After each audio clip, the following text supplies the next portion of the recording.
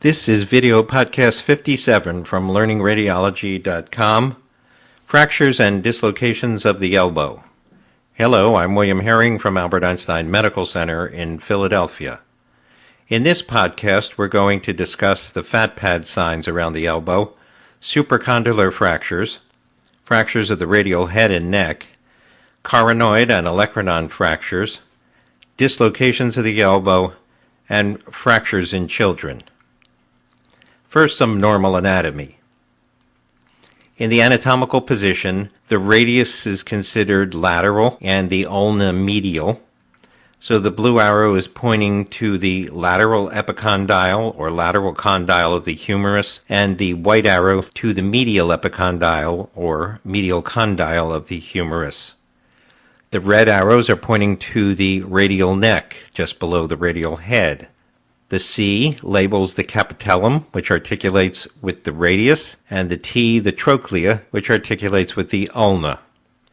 The O labels the olecranon of the ulna, and the green arrow points to the olecranon fossa of the distal humerus. The yellow arrow points to the coronoid process of the ulna.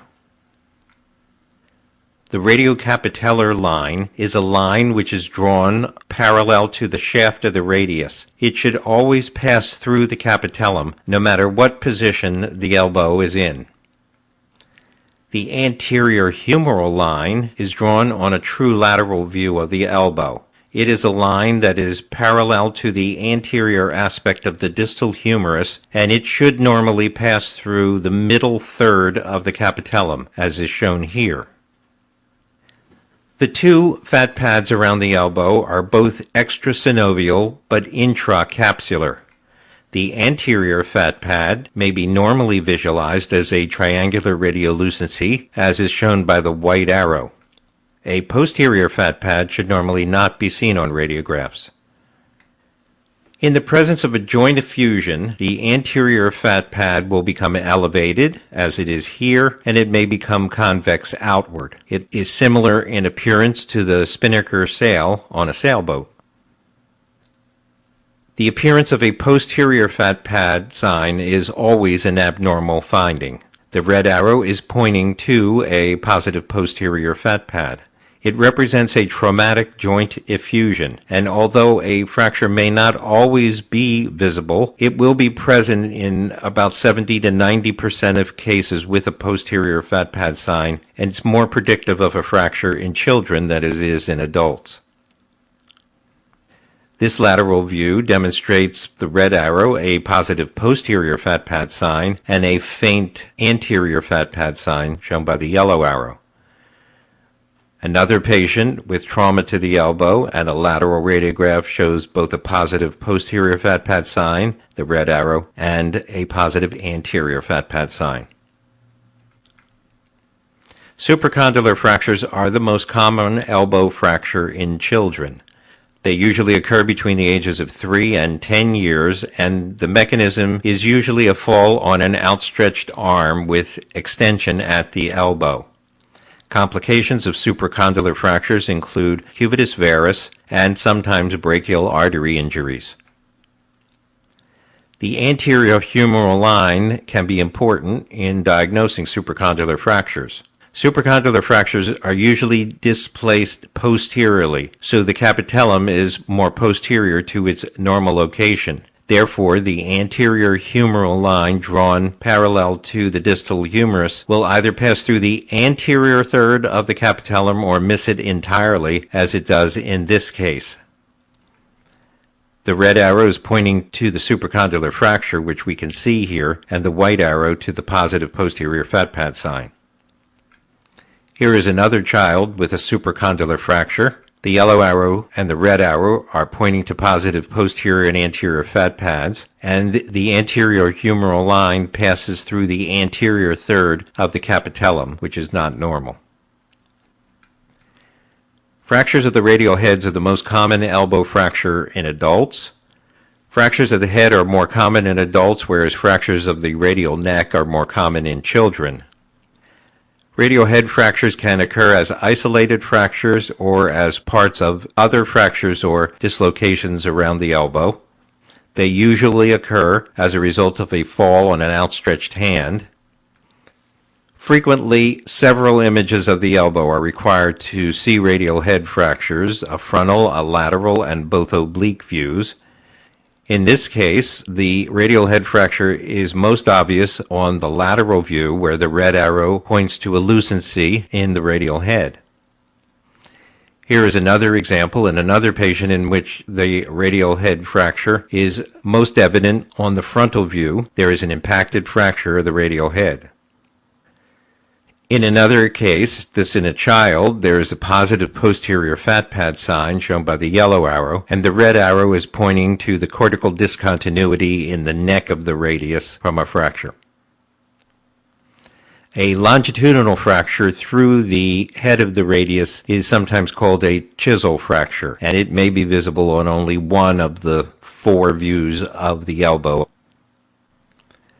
Fractures of the ulna include olecranon fractures, which are second only to radial head fractures as the most common fractures around the elbow in adults. They usually occur because of falls on outstretched hands or from a direct blow to the olecranon. The fracture line is usually transverse, and it is an intra-articular fracture since it passes into the trochlear notch. Complications of olecranon fractures include non-union and loss of motion. Here's an example of a fracture of the olecranon shown by the red arrow. The marked distraction of the fracture fragments occurs because the proximal fragment is pulled by the triceps muscle. In another patient with a fracture of the olecranon, shown here by the yellow arrow, there is also a dislocation of the elbow. The radiocapitellar line drawn along the shaft of the radius does not intersect the capitellum. And in this patient, with a previous fracture of the olecranon, the red arrows are pointing to the smooth and sclerotic margins of the edges of the fracture, which indicate the presence of non-union of the fracture. Fractures of the coronoid process of the ulna are the 3rd most common elbow fracture in adults. At least 50% of the coronoid process must be intact in order for the elbow joint to maintain its stability. The coronoid process is commonly fractured along with radial head fractures and with elbow dislocations. If untreated, they can lead to joint instability. This is an example of a fracture of the coronoid process of the olecranon. The red arrow is pointing to the small avulsion fracture. Elbow dislocations are more common in children and in fact are the most common dislocation in children and second most common to shoulder dislocations in adults. They occur usually because of a fall onto the extended elbow. They are classified by the position of the ulna relative to the humerus.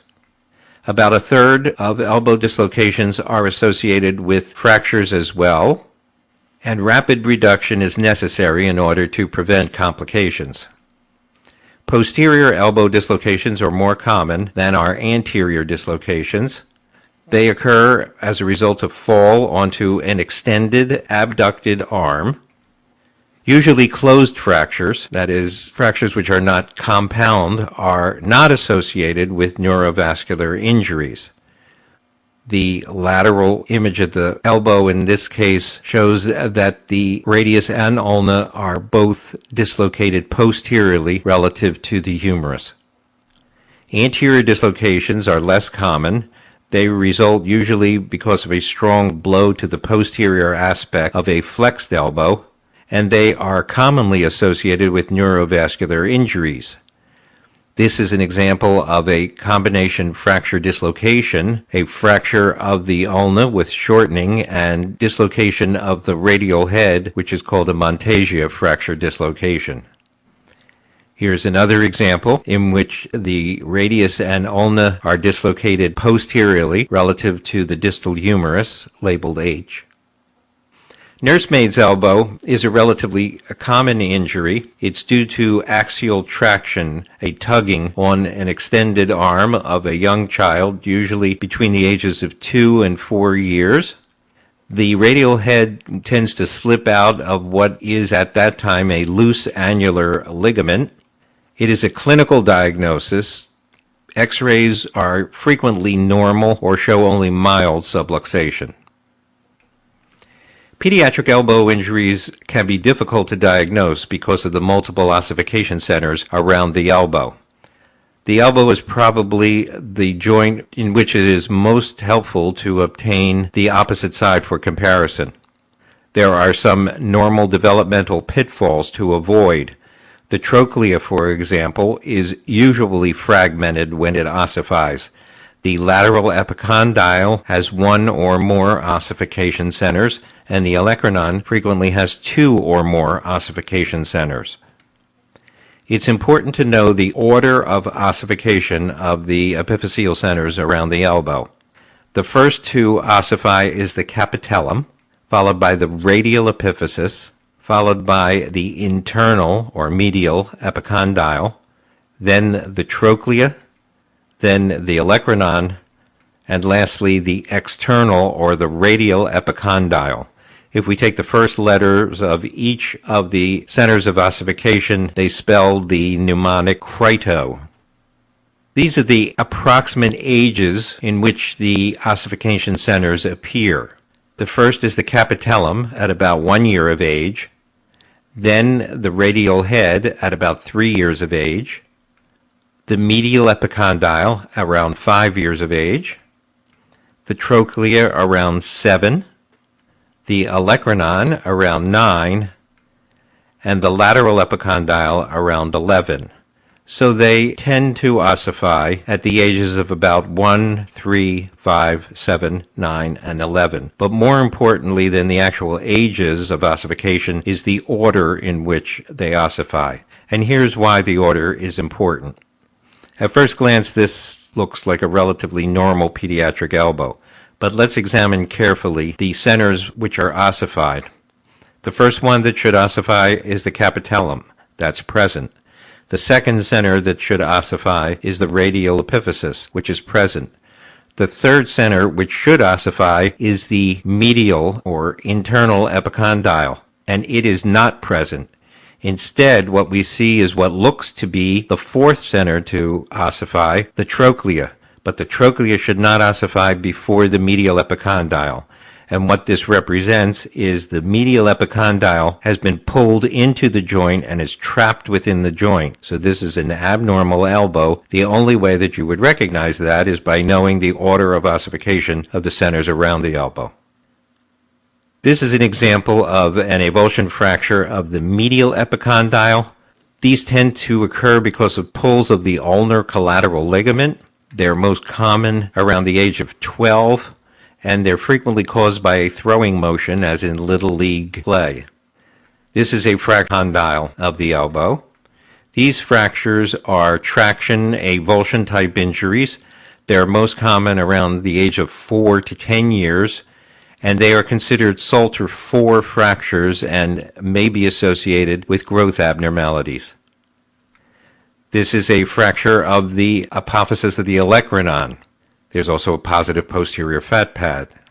Don't mistake the normal ossification of the apophysis of the olecranon for a fracture.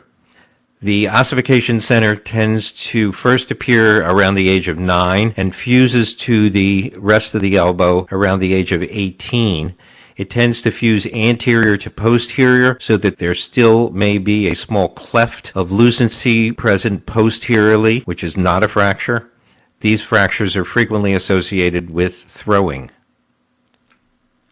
It's time for your mini quiz. Turn off your MP3 player or your computer while you ponder this lateral elbow in an individual who has elbow pain. Well, there is a very subtle positive posterior fat pad sign, and there is also a subtle discontinuity in the cortex where the radial neck meets the radial head. This is a fracture of the radial head.